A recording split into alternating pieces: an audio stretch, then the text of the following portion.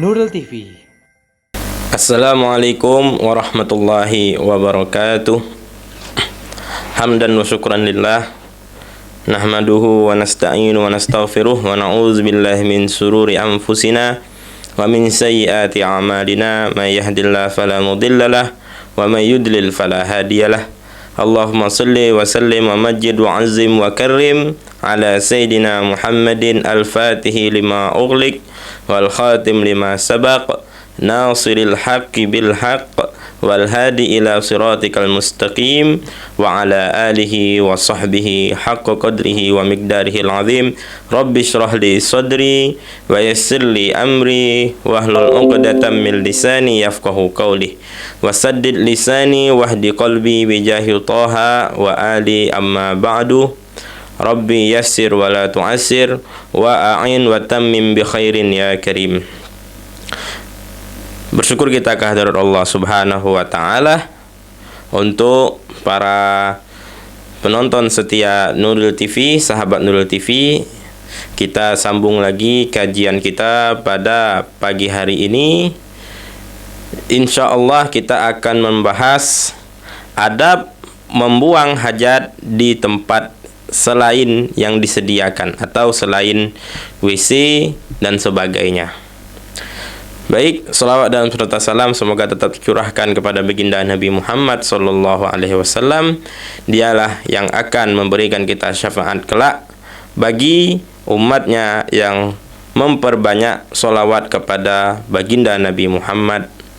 Dengan seraya kita mengucapkan Allahumma sholli ala Sayyidina Muhammad wa ala ali Sayyidina Muhammad. Taib, sahabat Nurul TV yang dirahmati oleh Allah, yang dicintai oleh Allah, yang diberkahi oleh Allah Subhanahu wa taala. Mudah-mudahan dengan semangatnya kita untuk mengikuti kajian Islam atau syariat Islam, mudah-mudahan Allah berikan kita pula taufik dan hidayah untuk kita mempraktekkan atau melaksanakan syariat Islam yang mulia ini dengan memperdalam ilmu-ilmu agama, terutama lagi ilmu fikih yang alhamdulillah yang kita bahas pada hari ini. Mudah-mudahan amal ibadah kita diterima oleh Allah Subhanahu wa taala. Amin amin ya rabbal alamin. Baik, sahabat Nurul TV yang berbahagia, rahimani wa rahimakumullah, sampailah kita pada adab membuang hajat di tempat selain WC. Nah, kemarin sudah kita bahas adab-adab ketika kita membuang hajat di dalam WC ya. Di rumah kita atau di tempat lainnya, memang tempat itu disediakan untuk membuang hajat. Nah, pada hari ini kita membahas ketika kita membuang hajat di selain tempat yang disediakan ya, di selain WC. Baik, adab yang pertama di dalam kitab ini ya, kitab Taqriratus Sadidah karangan Al-Habib Zain bin Ibrahim bin Zain bin Smith yang dikumpulkan oleh muridnya Sayyid Hasan bin Ahmad bin Muhammad bin Salim Al-Kaf. Ya, baik ya. Adab yang pertama, ayyastatira wujuban. Jadi jikalau kita membuang hajat di tempat yang selain di tempat yang disediakan, maka hendaklah kita, mungkin itu di lapangan luas ataupun di dalam hutan ya. Walhasil di tempat selain WC, maka haruslah kita menutup daerah tempat kita membuang hajat itu. Menutup dengan apapun, mungkin dengan kain atau dengan kayu ya, atau dengan triplek. Walhasil menutup. Nah, ini dianjurkan. Kenapa? Karena kemungkinan saja ada yang akan melihat kita. Makanya jikalau disunahkan, jikalau membuang hajat di tempat yang jauh, sekiranya tidak ada orang lewat di situ atau sekiranya tidak dilihat orang di situ. Nah, berfungsi juga penutup ini jikalau kita tidak sengaja menghadap kiblat. Ya, jikalau kita menghadap kiblat, maka kita harus menutupi ketika kita membuang hajat itu. Baik, maka jikalau tidak menutup tempat kita membuang hajat itu tidak kita tutupi, jikalau kita tidak menghadap kiblat, maka penutup itu hukumnya sunnah. Ya. Tapi jikalau kita menghadap kiblat, kita wajib menutupi. Supaya apa? Supaya kita tetap menghormati kiblat, karena kiblat ini tempatnya kita, kiblatnya kita, arahnya kita untuk sholat, untuk bertawajuh kepada Allah, untuk berdoa kepada Allah Subhanahu wa taala.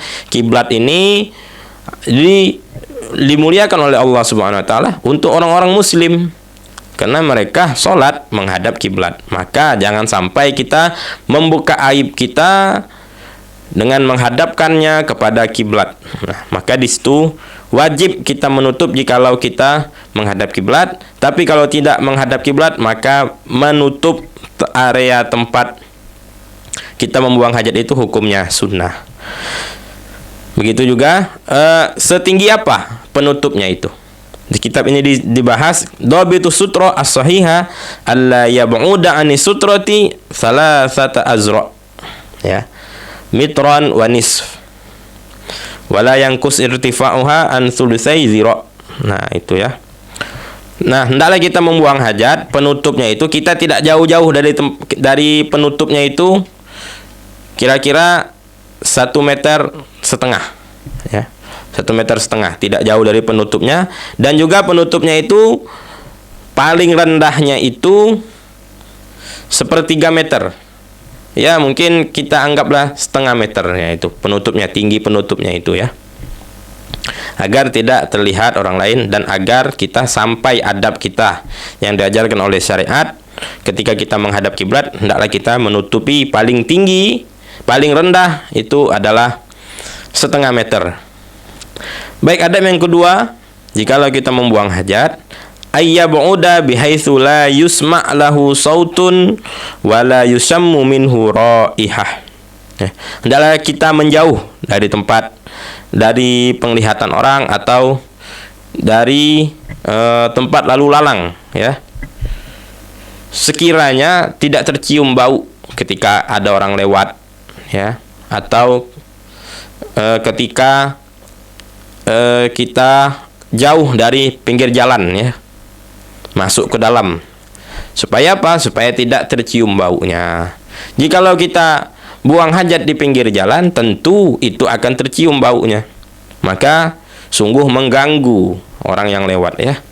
Mengganggu orang muslim itu, na'udzubillah min dzalik, luar biasa dosanya. Apalagi disengaja, ya. Maka dari itu kita jauh dari tempat orang lewat, ya, sekiranya mereka tidak mencium bau hajat yang kita keluarkan. Baik, adab yang ketiga, alla yabula fi ma'in raqid idza lam yataharrak idza lam yustabhar linnahyi anhu. Dilarang juga kita, makruh hukumnya, ketika kita kencing di air yang menggenang. Nah, itu seperti genangan air atau seperti kolam kecil, ya, yang mana airnya itu tergenang di situ, artinya tidak mengalir, ya. Jikalau kita kencing di situ, maka kita bisa merusak air tersebut. Kemungkinan air itu air minumnya untuk hewan minum, untuk binatang-binatang minum. Maka jikalau kita mengencingi air tersebut, maka bisa merusak. Kemungkinan saja ada orang yang ingin berwudu di situ, dia tidak menemukan air kecuali genangan air tersebut, kolam kecil tersebut. Dia bisa berwudu di situ. Nah, jikalau kita kencing di situ, airnya menjadi najis, ya. Maka ini dimakruhkan kencing di air yang tergenang kalau airnya itu dikit. Dikit di sini idza lam yustabhar. Artinya kalau airnya tidak banyak. Definisi air banyak di sini adalah definisi air yang mustabhar, air yang banyak itu jikalau dia di sebuah genangan, kita gerakkan ujung tempat itu, di ujung yang lain tidak bergerak airnya, maka itu dikategorikan air yang banyak. Tapi jikalau kita gerakkan air itu, gelombangnya itu sampai ke ujung, maka itu air yang dikit di dalam kitab ini disebutkan. Maka janganlah kita kencing di genangan air ya, atau di kolam yang airnya dikit, karena itu bisa merusak air ya. Yang keempat adalah alla yabula fi ma'in qalil jarin ya. Hendaklah juga kita jangan kencing di selokan, yang mana selokan itu airnya mengalir, airnya dikit dan mengalir ya. Itu dilarang juga oleh Rasulullah Shallallahu Alaihi Wasallam. Tapi larangan ini berbentuk makruh. 5. Adab yang kelima adalah alla yabula fi tariqin masluk. Hendaklah kita jangan membuang hajat di tempat lalu lalang orang, di jalan ya. Karena itu bisa mengganggu, entah mungkin bisa terpijak najis kita, terpijak hajat kita, na'udzubillah min dzalik, baunya kemana-mana. Maka jangan kita buang hajat di tempat orang lalu lalang ya. Begitu juga alla yabula fi mahabbir rih. Hendaklah dia juga kita jangan membuang hajat, jangan membuang hajat di arah angin, melawan arah angin ya. Kenapa?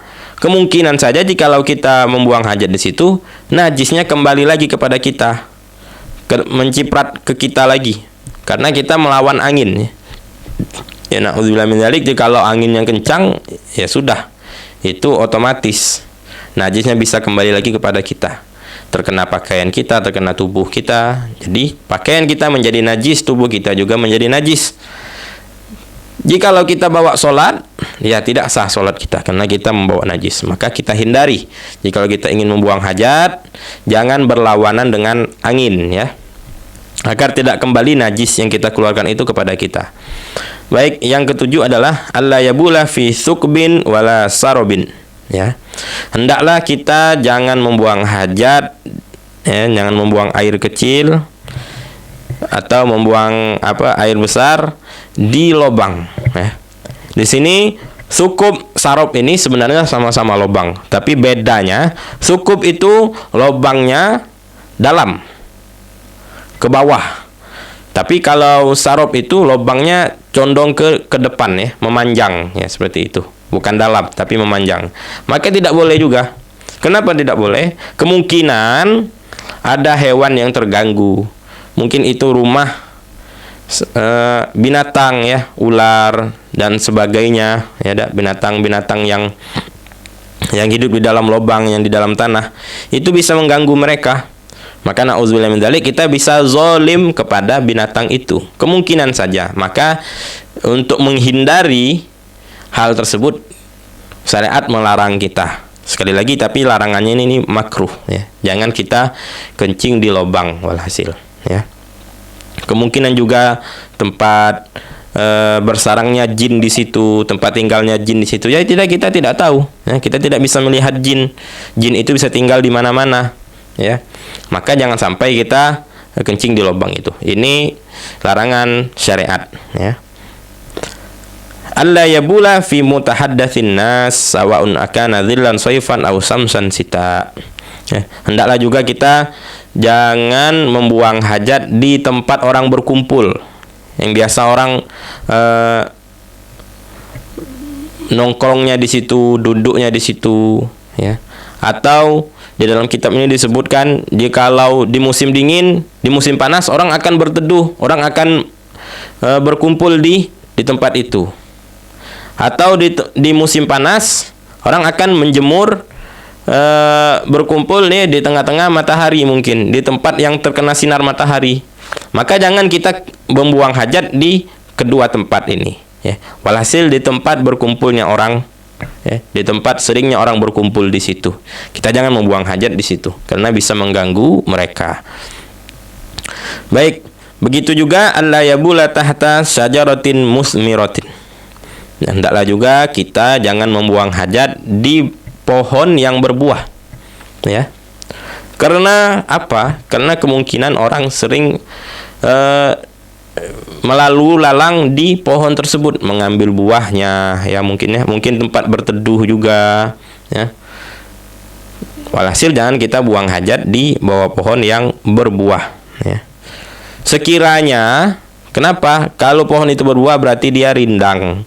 Nah, pohon yang rindang itu terkadang kalau hujan itu bawahnya itu tidak terkena hujan. Jadi kemungkinan najis yang kita buang di situ tidak terkena air, tersiram oleh air.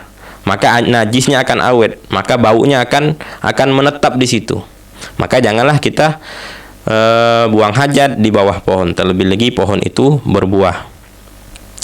Baik, adab yang lainnya adalah alla yastaqbila syamsa walal qamaroh nadban wala yukrah istidbaruhuma. Hendaklah kita ketika kita membuang hajat jangan menghadap matahari atau bulan dan jangan membelakangi matahari atau bulan. Jadi kalau kita dalam keadaan siang, di siang hari, jangan kita membuang hajat menghadap matahari atau membelakangi matahari. Jika kita buang hajatnya di malam hari, jangan kita menghadap bulan atau membelakangi bulan. Kenapa? Ini hanya anjuran saja. Sebenarnya tidak makruh. Tidak makruh menghadap bulan atau menghadap matahari, membelakangi bulan atau membelakangi matahari, itu tidak makruh sebenarnya. Tapi karena kita ini mendengar firman Allah Subhanahu wa taala, Allah pun di dalam Quran bersumpah dengan bulan dan matahari. Wasyamsi waduhaha wal qamari idza talaha. Banyak lagi di ayat-ayat lain Allah bersumpah dengan matahari dan bulan. Nah, kenapa Allah bersumpah dengan makhluknya tersebut, matahari dan bulan?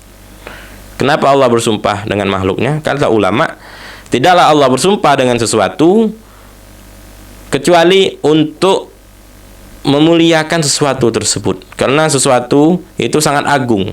Tidaklah yang disumpahi oleh Allah Subhanahu wa taala di dalam Quran itu Allah sumpah menggunakan nama makhluknya itu kecuali makhluknya itu mulia, ya, sangat agung. Matahari bisa menyinari kita, memberi manfaat banyak. Begitu juga bulan bisa menerangi orang dan memberikan manfaat yang banyak.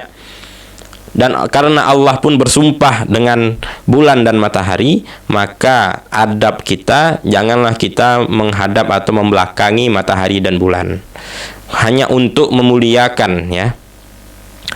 Ini untuk memuliakan matahari dan bulan tersebut, ya. Tapi kita sekali lagi tidak dimakruhkan jikalau kita menghadap atau membelakangi bulan dan matahari, ya. Adab yang lainnya adalah alla yabula fi makanin sulbin. Ya, janganlah kita membuang hajat di batu, ya. Karena bisa jadi terciprat kepada kita, ya, di tempat yang keras, ya, di tanah yang keras atau di batu, ya. Karena mungkin kalau tanahnya keras atau batu, kemungkinan besar najis itu akan kembali lagi terciprat kepada kita, di pakaian kita atau di tubuh kita, ya, sehingga menjadi najis. Jadi hendaklah kalau kita membuang hajat jauhi tempat yang keras, ya, entah itu tanah ataupun batu, ya, agar tidak kembali cipratannya kepada kita. Adab yang lainnya adalah alla yastanji bil ma fil maudhi'il ladzi qada hajatahu fi, ya. Begitu juga adab yang lainnya alla yastaqbilal qiblata wala yastadbiruha wujuban idza lam yaj'al lahu sutratan sahihah. Hendaklah jangan menghadap kiblat atau membelakangi kiblat itu tadi jikalau kita tanpa penutup, tanpa sutroh, ya. Jikalau ada penutup, ya, di area tempat kita membuang hajat itu kita tutup, maka sunnah kita jangan menghadap kiblat, ya. Jadi banyak ini pertentangan jikalau membuat masjid, ya, bagaimana WC-nya segala macam. Aslinya adalah menghadap kiblat itu tidak boleh kalau tanpa penutup. Jadi kalau seandainya WC itu WC masjid misalkan, WC musola menghadap kiblat tapi dia tertutup, maka tidak apa-apa. Itu makruh saja. Tapi kalau WC masjid atau musola itu tanpa penutup kemudian menghadap kiblat, nah itu yang tidak boleh ya. Jikalau ada penutupnya, maka menghadap kiblatnya itu hukumnya makruh saja ya. Kalau WC-nya itu menghadap kiblat tapi dia tertutup, hukumnya makruh saja ya. Alangkah bagusnya ya, seperti halnya ini tidak perlu diperdebatkan, tidak perlu dipermasalahkan. Walhasil jikalau tempat itu tertutup atau tidaknya itu saja. Jikalau tempatnya tertutup ya sudah. Apalagi kalau sudah dibangun, tidak perlu dirobohkan lagi ya. Menimbul pertentangan, permasalahan, jadi ini sebagai permusuhan gara-gara tempat ini menghadap kiblat atau membelakangi kiblat. Maka kalau sudah WC itu terbangun ya, kemudian dia tertutup tapi dia menghadap kiblat, ya sudah, itu hanya sekedar makruh saja. Tapi alangkah bagusnya sebelum kita membangun masjid itu, sebelum kita membangun WC itu, hendaklah jangan menghadap kiblat, karena itu sunnah. Sunnah jangan menghadap kiblat walaupun tempatnya tertutup. Tapi kalau sudah dibangun ternyata menghadap kiblat dan tempatnya tertutup, nah itu hanya sekedar makruh saja, tidak perlu dipermasalahkan. Baik, sahabat Nurul TV yang dirahmati oleh Allah Subhanahu wa taala, itulah adab-adab membuang hajat di tempat selain WC ya. Selain WC. Maka insya Allah di pekan yang akan datang kita akan masuk pada bab mandi. Mandi ini penting ya, karena ada tertera di situ hukum-hukumnya ya. Ada 5 hukum, kadang itu wajib, kadang itu sunnah, kadang itu mubah, kadang haram juga ya, kadang makruh juga hukum mandi tersebut. Nah, insya Allah kita akan bahas di pekan yang akan datang. Jangan lupa sahabat Nurul TV, jikalau ada pertanyaan tulis di kolom komentarnya. Insya Allah kita akan menjawabnya di situ ya, atau di pertemuan yang akan datang. Lillahi fisabilil haq, natlubul ghufran wal inayah wal hidayah min Allah Subhanahu wa taala. Mohon maaf jikalau ada salah-salah kata, kepada Allah Subhanahu wa taala saya mohon ampun. Wabillahi taufiq wal hidayah. Akhirul kalam. Assalamualaikum warahmatullahi wabarakatuh. Nurul TV.